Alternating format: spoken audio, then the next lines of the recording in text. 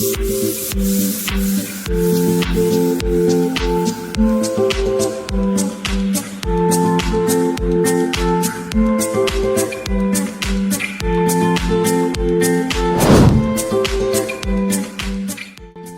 Hello everyone, मेरा नाम विवेक कुमार है और फिलहाल अभी मैं रक्सौल में हूँ और आज हम लोग जा रहे हैं जनकपुर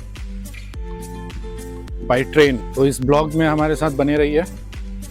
जनकपुर जाने के लिए सबसे पहले रक्सौल से सीतामढ़ी पहुंचना पड़ता है, क्योंकि वहीं से नेपाल बॉर्डर के लिए आसानी से गाड़ी मिल जाती है।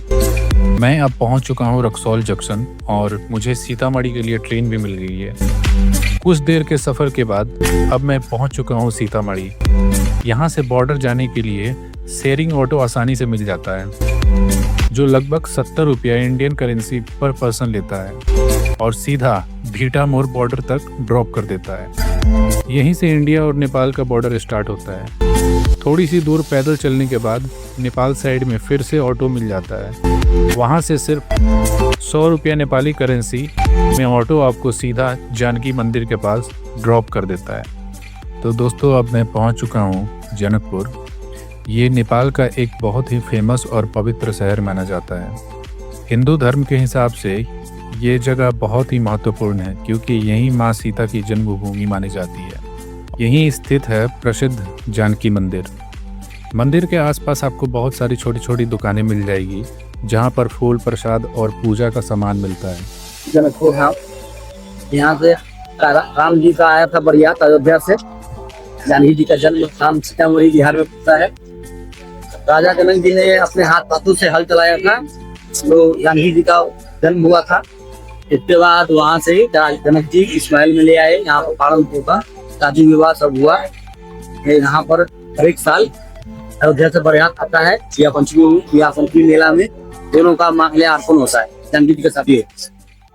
तो दोस्तों, अब हम अंदर आ चुके हैं जानकी मंदिर के। यहाँ का माहौल काफ़ी भक्ति भरा है और आप देख सकते हैं कि मंदिर के अंदर काफ़ी ज़्यादा भीड़ भी है। दूर दूर से लोग यहाँ दर्शन करने आते हैं। ये जगह बहुत ही पवित्र मानी जाती है, क्योंकि यहीं सीता जी की जन्मभूमि मानी जाती है। इसलिए हर भक्त यहाँ आकर माँ जानकी के दर्शन जरूर करता है।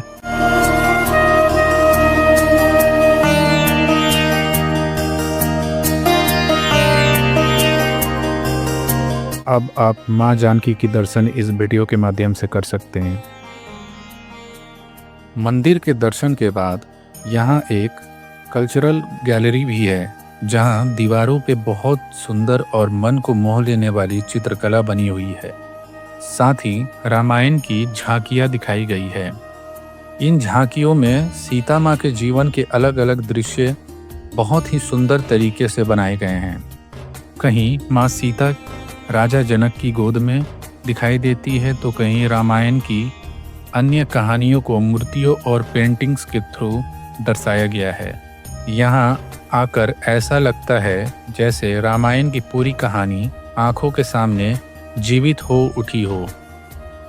इसके बाद हम उस जगह पर गए जहाँ सीता माता से जुड़े कपड़े और आभूषण प्रदर्शित किए गए हैं।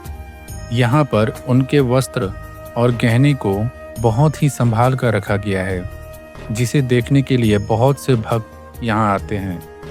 इन चीज़ों को देखकर यहाँ की धार्मिक परंपरा और आस्था और भी अच्छी तरह समझ आती है। जानकी मंदिर के दर्शन के बाद हम पहुँच गए विवाह मंडप। ये जगह जनकपुर की सबसे पवित्र जगहों में से एक मानी जाती है।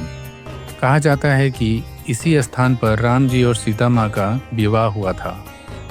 आज भी इस जगह को उस पवित्र विवाह की याद में संभाल कर रखा गया है और यहाँ आकर ऐसा महसूस होता है जैसे रामायण का वो इतिहास आज भी जिंदा हो।